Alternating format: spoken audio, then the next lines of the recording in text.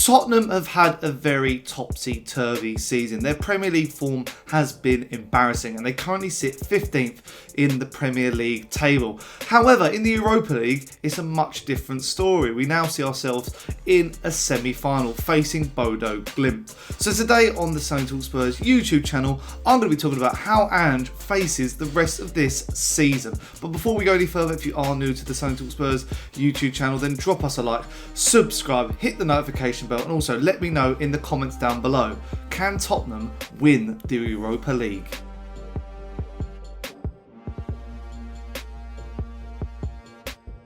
So, as I start this video, I want to play a clip which I think will resonate a lot with Spurs fans. It's of Darren Ambrose about 7 months ago, at the beginning of the season, talking ahead of the North London derby about what he sees Spurs achieving this season. Is he under pressure now this season to get top four and potentially go on some sort of trophy run? I don't think under pressure as such. I think if you continue to play good football, I think the Spurs supporters, you've seen the stadium, I've been there, you've been, it's always rocking because of the football that Spurs play. Yes, of course, you want to be back in amongst the big teams in the top four, competing for trophies. I think the League Cup's important this year, and the Europa League as well. I think you look at last season, lost to Fulham, put out a second string. I think he's learned now that his second string wasn't good enough last year, and I think I'd expect to see a relatively strong side against Coventry in the next coming weeks and try and get a good cup run. I can only speak for myself. I don't know what other Spurs supporters would say. I'd take 17th and a trophy. I really would. Okay. I just want that voodoo of winning the trophy to be lifted, and we can stop talking about that, and then in the coming seasons go for Europe. 17th place and a trophy. So at the moment we currently sit 15th place and there's still one trophy up for grabs. When this was actually being debated, you probably could have realised it was ahead of the Carabao Cup and the FA Cups. So, we were still yet to face Coventry, and, those were in consideration. But as we all know now, there's only one trophy on the line and 3 games until glory for Ange Postecoglou and this Tottenham Hotspur side. So, we all said it. I think a lot of us said it. But now that it's actually played out, a lot of us have criticised Ange Postecoglou, including myself. I'm not going to, I'm going to hold my hands up. I've criticised and held Postecoglou to account ever since the Everton game, where we lost 3-2, but we were 3-0 down at half-time. And, I've had many debates in my comment sections, on my TikTok, and, all my different accounts. If you don't follow me on them, go and follow me on them. But saying, Sonny, why are you being so harsh on him? A lot of people agreeing with me. It's a very, very big divide. But you can argue one thing, that especially how we played the other night, and I'm going to overlay this video with some reactions and some imagery from that game, because it's been like a monumental 48 hours when you look at what Tottenham have achieved out in Frankfurt. You're getting a clean sheet, stopping that team. That Frankfurt team have scored in every home game since March 2024. It was their lowest XG in the first leg. And it was just incredible how, with this strongest Spurs side, who I've criticised a lot of these players as well, we can do something magical this season. And a lot of people say I flip-flop, but I think I've now seen that if we, fight like that, I saw a really interesting tweet that I want to mention, and it was from a Spurs account. I'll put it on screen. That's the most fight I've seen in a long time. And this tweet references the Arsenal game when we won 3-0 under Conte.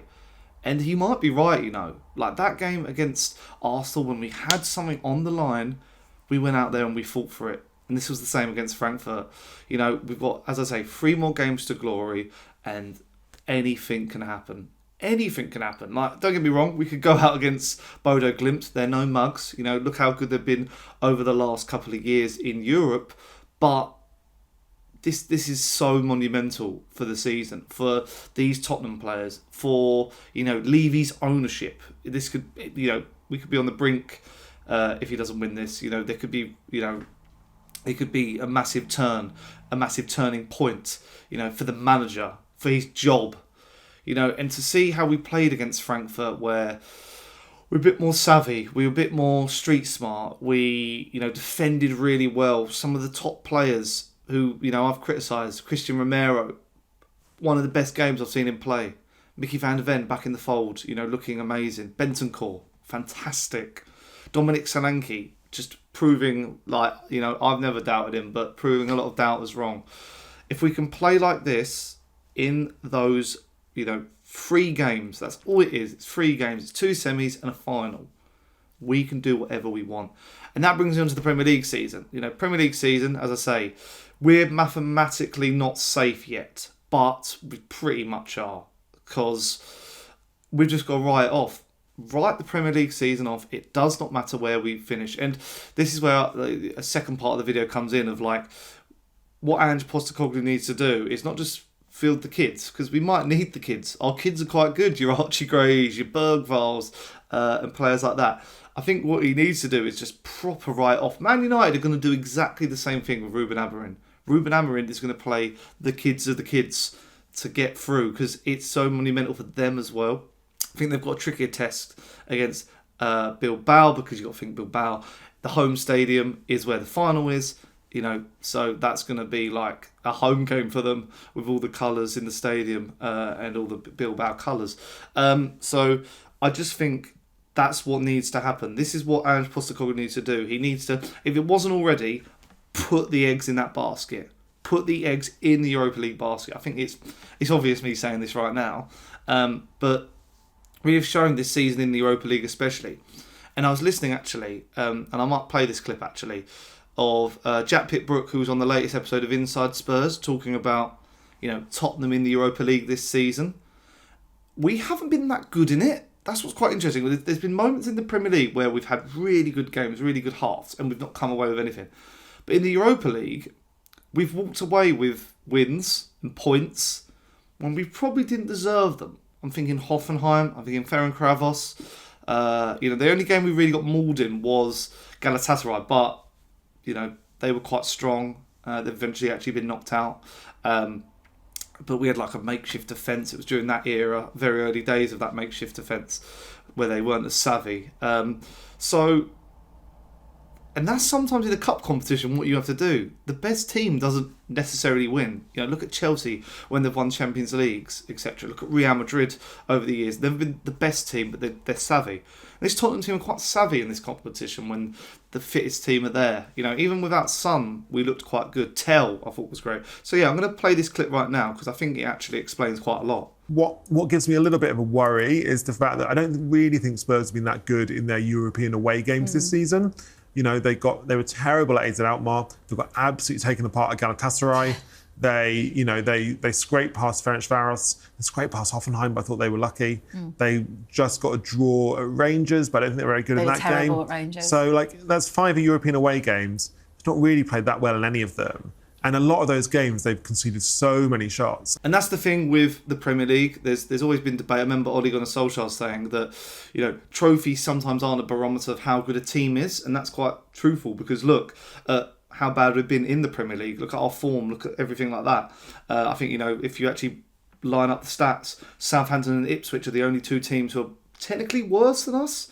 And Leicester. But, if we can win a trophy, because that's what's more important. When a top team wins a trophy, like a top team, like an Arsenal now, that's not good enough. They need to win something monumental, like the Premier League or the Champions League. I think the Europa League is monumental, especially for Spurs, because it's a massive trophy. It gets us back in the Champions League and competing, at the very top financially, on a big stage, and to get that trophy and to just. For Ange Postecoglou and for Heung-Min Son to lift that trophy in Bilbao, what it will mean for these Spurs fans. And that's what I mean. I'll show these clips again. These Spurs fans who travel to Frankfurt, who travel home and away, they deserve it. They pay extortionate ticket pricing, deserve it. And the thing is, and I believe this, and as I say, I've criticised Ange Postecoglou, but I still want to, I hope it works. I want it to work. I've always wanted it to work, but I have criticised him and I have called for his head, and I've wanted him sacked. But if he wins this, I think it saves his job. I think it saves his job if he wins the Europa League. No doubt, surely. Like, you've won a trophy. You've won a monumental trophy. You've got to give him time. It's not like how Ten Hag won the FA Cup. He's this is a more proven thing. I know the Premier League hasn't been as good, but this is something that he could really he can hold aloft above his head and go like, I said I was going to win in my second season, so look at what I've got in my hands. And Daniel Levy might have to go, well, fair play. We'll keep you a bit longer instead of hiring Thomas Frank or Marco Silva or Antonio Riola. And then we'll see how that plays out after that. But you'd have to let me know in the comments down below. Do you think Ange Postecoglou will save his job if he wins it, or should he get sacked? That's what's quite interesting. But to round out then, I just want to sort of look at some reaction that's happened in the last 48 hours to Tottenham getting through, because I think it actually has gone under the radar. And the thing is, for me, as I said, as a Spurs fan, I was looking on Thursday for our leaders and who they would be, and thankfully we got to see that from Mickey van der Ven, Romero, even James Maddison, the way he was brave in that challenge to win the penalty. I thought that was a really decent performance from Spurs, because they had to dig deep in a place where they haven't lost many games there, Frankfurt, especially in Europe. Listen, Frankfurt, I went there with West Ham in Europe. Mate, it's a very, very intimidating place. Even me, I was obviously doing punditry, and I was looking at it and I was thinking, God, I want to be some of these boys, they might, and they knocked us out in the end. We finished Frankfurt 0, Tottenham 1, Spurs going through 2-1 on aggregate. They'll face Bodo Glimt in the Europa League semi-finals in a couple of weeks' time. David, the Spurs fan, seems to have rattled a few cages with his claim that he wanted Tottenham to lose last night. Doesn't want them to win the Europa League and a first trophy in 17 years because he's so desperate for Ange Postecoglou to lose his job. I wonder what Darren, the Tottenham fan, makes of that. Darren, good morning. Good morning.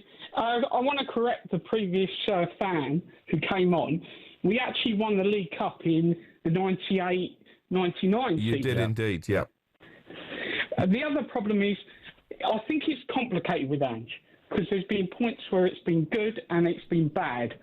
And the problem I have is he doesn't show any sign of coaching. None of those players are improving under him.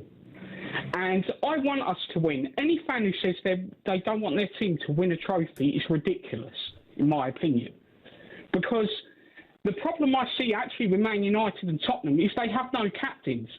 There's no captains in either team. Yeah, no, absolutely. I mean, we were going to speak Chelsea as well, and I'll be saying the same thing there. We're kicking that can down the road. What I would say about the Spurs, though, in terms of captains, I mean, Romero, is he not a captain? Van der Ven, is he? Yeah, but he's a liability. He's a liability. You don't know whether he's going to get sent off or play a blinder. Yeah, that's true. Spurs kept their miserable season alive with a 1-0 win in Frankfurt last night to reach the semi-finals of the Europa League. It takes a little bit of pressure off Big Ange, who came out fighting afterwards, claiming the performance showed the players are still behind him. But of course, Jamie O'Hara was having none of it. I can't say I agree with much of what he just said there. I mean, because I know for a fact that the fans have gone. I mean, they were all wanting him out. He's going to go. You know, I've had people messaging me. He's not referring to the fans, though. He's got the players. Yeah, the players, I mean, they haven't shown any belief, have they? I mean, apart from tonight, really and truthfully, it was the first time I've seen a decent, performance in terms of being dogged and resilient. Frankfurt were terrible. But let's not get carried away here. Ange Postecoglou, it's been a disaster of a season. Disaster. The performances in the Premier League, we could finish 17th. It's absolutely, atrocious season. Okay, there's no getting away from the fact he's right in terms of the Premier League season. Yeah, it's been terrible. They're 15th currently and have struggled in numerous games this season. But I think that James Maddison collision, being clattered by the keeper that led to the penalty, that's kind of the commitment, the sort of fights that they showed last night, that maybe they are still believing in Ange, maybe? Yeah, and well, if you score goals, you're a goal scorer. You do get in situations where you think, oh, here we go, ball cross is coming in between me and the keeper, or through ball between me and the keeper. You've got to be brave enough. But there might be some that, if you're not believing in a manager, might pull out. Pull out. Yeah, but it was brave going in there. He knew he was going to get splattered. Yeah. But no, I can't help saying you're starting to name their team now. This full strength team. He's had so many injuries, and I know it's boring for people talking about injuries, but it's the main cause of getting sacked. They haven't got the money to compete with the top 3 or 4. So when they start going into the squad and they've got young lads playing, I mean, Gray, young lad they signed from Leeds, Archie. They paid a lot of money for him, but you can see he's going to be a top player. He's playing centre-back in the Premier League. What's great about him is that versatility now. Yeah, but he's learning the job. Which is not easy. Of course it's not. But they're hoping then that they might be able to mould him into a player that eventually can have that versatility. But he is going to make mistakes. Yeah. The young lads make mistakes. At the back, if you've got a young lad up front, then it don't cost you. You know, it's in a different way, I suppose, a little bit. But at the back, young defenders will cost you. But I understand 15th position in the Premier League is unacceptable for Spurs, but Ange, he just needs to keep winning games now. He'll survive. If they keep winning and winning and winning, next year he'll get everybody fit on the pitch, give him another go. By the way, we weren't that long ago watching Conte's team. I know. Horrendous to watch. So the fans, I think they want him to do well, but they've had enough. Yeah, I think the fans have been used to season upon season of late just being a disappointment. Let's bring in the thoughts of Spurs content creator Abbi Summers, who joins us this morning. Good morning to you, Abbi. How are you doing? Morning, Abbi. Morning, guys. How are you both? Very good. Very, very well. First of all, what did you make of that performance then last night? Well, in all honesty, compared to how the season's been, I mean, I can only really be happy this morning, can't I? Because it's rare that we get a win. It's even rarer that we don't concede a goal. So I can only be happy. And of course, we're into a semi-final. But just listening to what you guys were saying, I mean, the season has been so terrible. It's hard to find any type of positive.